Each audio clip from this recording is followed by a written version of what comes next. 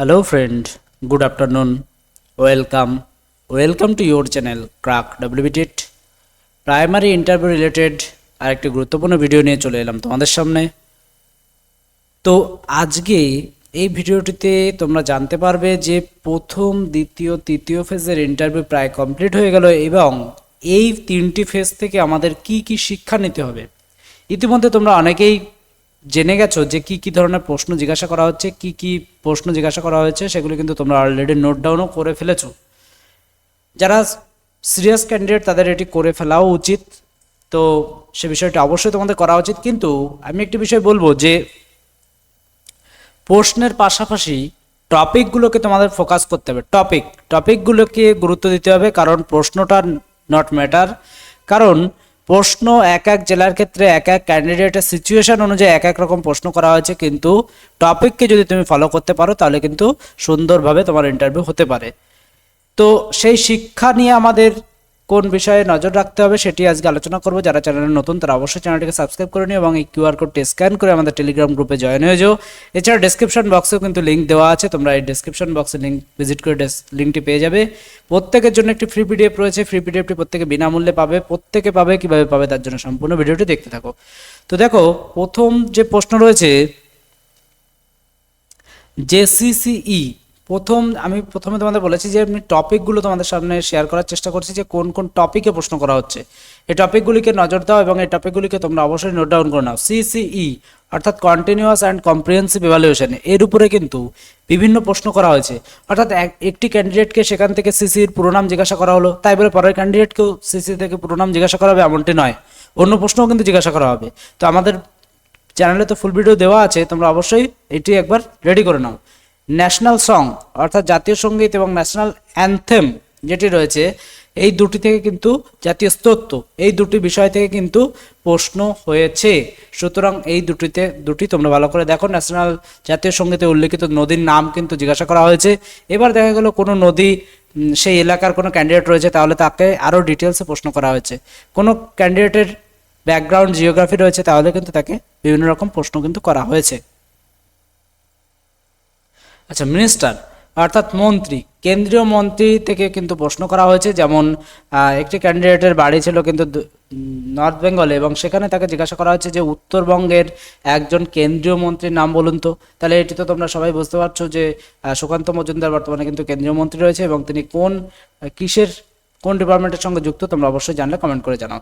Seven sister, বর্তমানে কিন্তু সংবাদের একটি শিরোনামে রয়েছে সেভেন সিস্টার রাজ্যগুলি। তো সেই সেভেন সিস্টার রাজ্যগুলির সম্পর্কে একটি তোমরা জেনে নেবে। কী ধরনের প্রশ্ন জানবে, যে সেখানকার লোকাল কালচার সম্পর্কে একটু জানবে, সেখানকার যে নৃত্যগুলি আছে, ড্যান্স ফর্মগুলি আছে সেগুলি সম্পর্কে জানবে, সেখানকার ফেমাস কোনো বিষয় থাকলে সেগুলি সম্পর্কে জানবে। এগুলিকে একটু তোমরা অবশ্যই স্টাডি করে নেবে। এগুলো কিন্তু প্রিভিয়াস 3টে ফেজের ইন্টারভিউ থেকে যে সমস্ত আমরা যেগুলি ফোকাস করার প্রয়োজন মনে হলো সেগুলি শেয়ার করছি। মহাশ্বেতা দেবী সম্পর্কে প্রশ্ন করা হয়েছে। শুধু তাই নয়, নেতাজি সুভাষচন্দ্র বসুর সম্পর্কে কিন্তু ডেমো দিতে বলা হয়েছে। নেতাজি সম্পর্কে বিভিন্ন প্রশ্ন করা হয়েছে। বাল্য বিবাহ সম্পর্কে কিন্তু প্রশ্ন করা হয়েছে, ডেমো দিতে বলা হয়েছে। রিভার অর্থাৎ যার লোকালিটিতে যার বাড়ি অবস্থিত সেই এলাকার কিন্তু নদীর সম্পর্কে ডিটেলসে জিজ্ঞাসা করা হয়েছে। জিওগ্রাফির ক্যান্ডিডেট ব্যাকগ্রাউন্ড থাকলে কিন্তু নদীর উৎপত্তি স্থল এবং আদার্স আরও বিষয়গুলি থেকে কিন্তু প্রশ্ন জিজ্ঞাসা করা হয়েছে। ওয়েস্ট বেঙ্গল ডিটেলস, বিশেষ করে ওয়েস্ট বেঙ্গলের জিকের উপরে কিন্তু বিশেষভাবে নজর দেওয়া হয়েছে, যেটি কিন্তু অনেকেই ওভারলুক করে চলে যাও। ওয়েস্ট বেঙ্গল ডিটেলস অর্থাৎ এখান থেকে যেমন আমি যদি বলি যে ওয়েস্ট বেঙ্গলের উত্তরবঙ্গের দীর্ঘতম নদী জিজ্ঞাসা করা হয়েছে, সেভেন সিস্টার কি জিজ্ঞাসা করা হয়েছে, উত্তরবঙ্গের একটি পর্যটন কেন্দ্রের নাম জিজ্ঞাসা করা হয়েছে।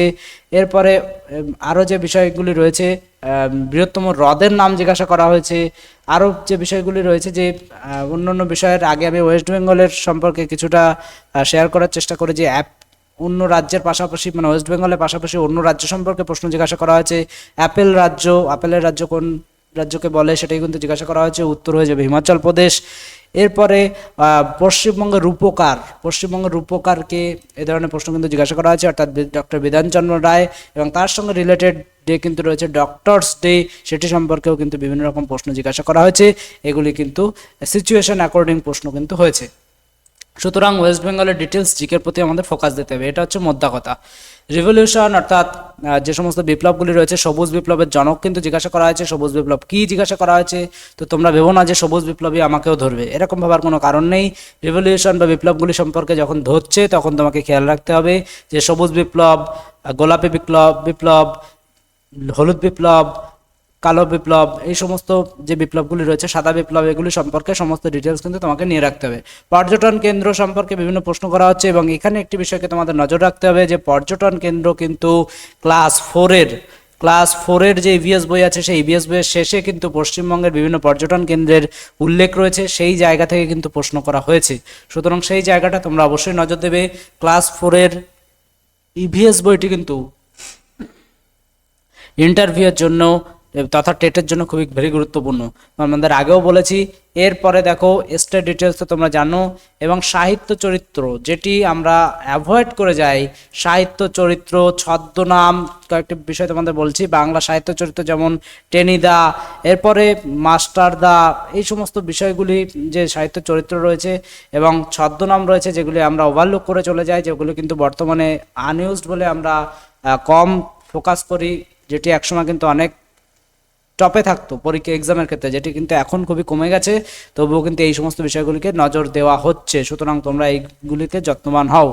এনসিএফ সম্পর্কে জিজ্ঞাসা করা হয়েছে, সব এনসিএফগুলি সম্পর্কে প্রশ্ন জিজ্ঞাসা করা হয়েছে। এনসিএফ সম্পর্কে ভিডিও কিন্তু তোমরা আমাদের প্লেলিস্টে চলে যাবে, আমি যেহেতু এগুলি কমপ্লিট করা হয়েছে সুতরাং সেগুলি আর আলোচনা করছি না। প্লেলিস্টে গিয়ে প্রাইমারি ইন্টারভিউ প্রিপারেশন, এই প্লেলিস্টে ভিজিট করবে, 180টির অধিক ভিডিও রয়েছে। আমি তোমাদের বলবো ভিডিওগুলিকে মাল্টিপল টাইম দেখো, কমসে কম 3 থেকে 4 বার দেখো, তাহলে কিন্তু তোমাদের কোন পরিস্থিতি কিভাবে ট্যাকেল করতে হয় এই অ্যাবিলিটি তৈরি হয়ে যাবে এবং 360 প্রিপারেশন কিন্তু তোমাদের তৈরি হয়ে যাবে। আমি কিন্তু অবশ্যই তোমাদের বলবো এই প্লেলিস্টটি একবার দেখে নেবে। প্রাইমারি স্কুলের বইগুলির কাম্য শিক্ষণ সামর্থ্যগুলি এখানে কিন্তু এই প্লেলিস্টে পেয়ে যাবে, অর্থাৎ প্রাইমারি স্কুল বুক অ্যানালিসিস প্লেলিস্টে পেয়ে যাবে। তোমরা এটি দেখতে পারো। যারা পিডিএফ সংক্রান্ত ডিটেলস, আমাদের 3টি ফ্রি পিডিএফ এবং পেইড পিডিএফ রয়েছে, 3টি পেইড পিডিএফ এবং একটি ফ্রি পিডিএফ রয়েছে, সেই পিডিএফ সংক্রান্ত ডিটেলস কিন্তু ইন্টারভিউ পিডিএফ বুক নামক প্লেলিস্টে কিন্তু তোমরা পেয়ে যাবে। তো পিডিএফের সংক্রান্ত আলোচনা যখন করছি তখন তোমাদের বলে দিই যে পিডিএফ 1, পিডিএফ 2, পিডিএফ 3 যেমনটি রয়েছে তোমরা জানো, আমি প্রিভিয়াস অনেকবার বলেছি, আর সময় নষ্ট করছি না। তো পিডিএফ ওয়ানের যে বিশেষত্ব, যেটি অন্য পিডিএফ থেকে আলাদা করবে, সেটি রয়েছে যে ইন্টারভিউ দিতে যাওয়ার আগের দিন থেকে ইন্টারভিউ দিতে যাওয়ার দিন কিভাবে নিজেকে ম্যানেজ করতে হবে, কিছু যে মাথা ঘোরা, বমি বমি ভাব, আরও বিভিন্ন শারীরিক সমস্যা, সেগুলিকে কি মানসিক সমস্যা, সেগুলিকে ওভারকাম কিভাবে করবে, তার সাজেশন কিন্তু পিডিএফ ওয়ানে দেওয়া আছে, যেটি কিন্তু অন্যের থেকে নিজেকে তোমাকে এগিয়ে দিতে পারে। এটি কিন্তু এই বইটি স্পেশাল বিশেষত। পিডিএফ 2তে কিন্তু যে সমস্ত প্রিভিয়াস ইয়ারে যে সমস্ত জিকে জিজ্ঞাসা করা হয়েছে, যেগুলো এখনও হচ্ছে, সেগুলি কিন্তু এই পিডিএফে তোমরা পেয়ে যাবে পিডিএফ 2তে। পিডিএফ 3তে প্রিভিয়াস ইয়ারে অর্থাৎ 2022 এবং তার আগের ইন্টারভিউতে যে সমস্ত প্রশ্ন জিজ্ঞাসা করা হয়েছে, সেগুলো উত্তর সহ কিন্তু পিডিএফ 3তে পেয়ে যাবে। অবশ্যই 3টি পিডিএফ যদি দেখো, তাহলে তোমাদের 99.9% প্রিপারেশন কিন্তু এখান থেকে হয়ে যাবে। তোমরা অবশ্যই পারলে 3টি পিডিএফ কালেক্ট করে নিও। বর্তমান অফার জানার জন্য তোমরা এই নম্বরে ইন্টারভিউ লিখে হোয়াটসঅ্যাপ করে নিও। এই যে প্রাইসগুলি তোমরা অনস্ক্রিনে দেখতে পাচ্ছ, সেগুলি ছাড়াও কিন্তু অফার বিভিন্ন সময় থাকে, তোমরা জানতে হোয়াটসঅ্যাপ করে নিও। এবং ফ্রি পিডিএফের জন্য তোমরা এই নম্বরে হোয়াটসঅ্যাপ করবে, লিখবে ইন্টারভিউ ফ্রি পিডিএফ, তাহলে কিন্তু ফ্রি পিডিএফটি দিয়ে দেওয়া হবে। এরপরে আর যে টপিকগুলি ছিল, যে টিএলএম সম্পর্কে প্রশ্ন জিজ্ঞাসা করা হবে, এটি স্বাভাবিক, এতে কোনো জটিলতা বা নতুনত্বের কিছু নেই। এটি আমি আগের অনেকবার বলেছি যে টিএলএম সম্পর্কে কিন্তু তোমাদের রেডি হয়ে যেতে হবে।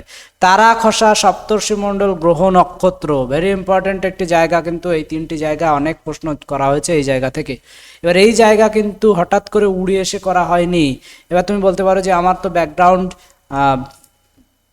জিওগ্রাফির নয়, তাহলে আমাকে করবে না, একদমই নয়। তোমার কিন্তু যেহেতু প্রাথমিক বিদ্যালয়ে ক্লাস 3 এবং ক্লাস 4 এই দুটি ক্লাসের ইভিএস বই কিন্তু রয়েছে এই টপিকগুলি, তো এই টপিকগুলি তোমরা অবশ্যই একবার ইভিএস বই দেখে নেবে।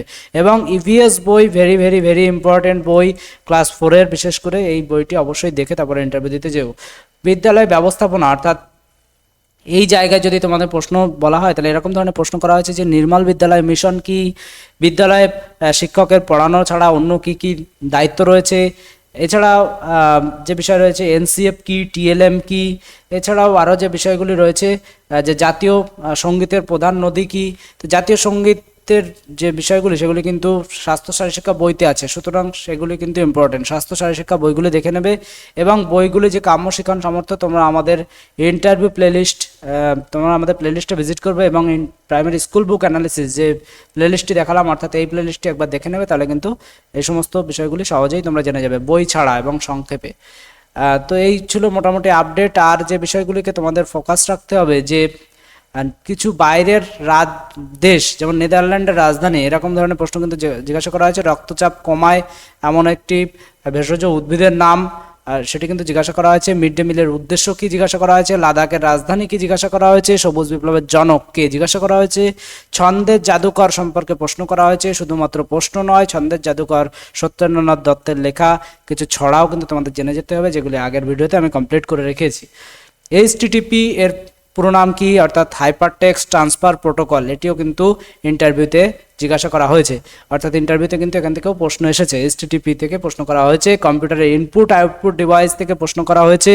বৃহত্তম হ্রদ সম্পর্কে প্রশ্ন করা হয়েছে। অরণ্যের অধিকার কার লেখা, এটি সম্পর্কে প্রশ্ন করা হয়েছে। এবং তারপরে কিন্তু মহাশ্বেতা দেবী সম্পর্কে প্রশ্ন করা হয়েছে, কারণ অরণ্যের অধিকার এটি কিন্তু মহাশ্বেতা দেবীর লেখা এবং সেই তো রিলেটেড চলে এসছে মহাশ্বেতা দেবী, তার সম্পর্কে কিন্তু প্রশ্ন করা হয়েছে। মুখ্যমন্ত্রী, আমাদের মাননীয় মুখ্যমন্ত্রী কোন কোন ডিপার্টমেন্টের দায়িত্বে আছে, এই প্রশ্ন কিন্তু জিজ্ঞাসা করা হয়েছে। তো সেরকম বলতে পারো যে পুলিশ এবং স্বাস্থ্য এই দুই দপ্তরের দায়িত্বে কিন্তু আছে। তো এই টপিকগুলোতে ফোকাস করবে, সাথে এই সমস্ত প্রশ্ন যেগুলি বললাম, মাস্টার দা চরিত্রটি কার, এটি কিন্তু জিজ্ঞাসা করা হয়েছে। ডোডো পাখির বাসস্থান কোথায় জিজ্ঞাসা করা হয়েছে। আর একটা ভেরি ইম্পর্টেন্ট একটি বিষয় যেটি আমরা ওভারলুক করে চলে গেছি, সেটি কিন্তু রয়েছে ক্লাস 5-এর বাংলা বইকে কিন্তু ফোকাস করা হয়েছে। ক্লাস 5-এর বাংলা বই থেকে অনেক প্রশ্ন করা হয়েছে। ক্লাস 5-এর বাংলা বই থেকে প্রশ্ন করা হয়েছে। তোমরা চাইলে বাংলা বইটি অবশ্যই কালেক্ট করে নাও এবং সমস্ত বিষয়গুলো একবার দেখে নাও, এবং যদি না থাকে তাহলে আমাদের কমেন্ট করতে পারো বা আমাদের জানাতে পারো, আমাদের হোয়াটসঅ্যাপ গ্রুপ, টেলিগ্রাম গ্রুপে জানাতে পারো। আমরা কিন্তু পিডিএফ তোমাদের সাথে শেয়ার করার চেষ্টা করব। সূর্যের সবচেয়ে বড় নক্ষত্রের নাম কি, এটা জিজ্ঞাসা করা হয়েছে, প্রক্সিমা সেন্টাউরি। তো এই বিষয়গুলি কিন্তু রয়েছে। সিসি তো রয়েছেই, এনসিএফ রয়েছে, ওয়েস্ট বেঙ্গলের রূপকার যেটি তোমাদের বললাম। মোটামুটি এইগুলি আপডেট এবং এই বিষয়গুলিকে ভালোভাবে তোমরা রেডি করো। এই বিষয়গুলিকে ফোকাস করে তোমরা পরবর্তী দিনের প্রিপারেশনকে আরও মজবুত করো। আশা করি তোমাদের ইন্টারভিউ ভালো হবে। আশা করি তোমরা সবাই তোমাদের লক্ষ্যে পৌঁছতে পারবে। ধন্যবাদ।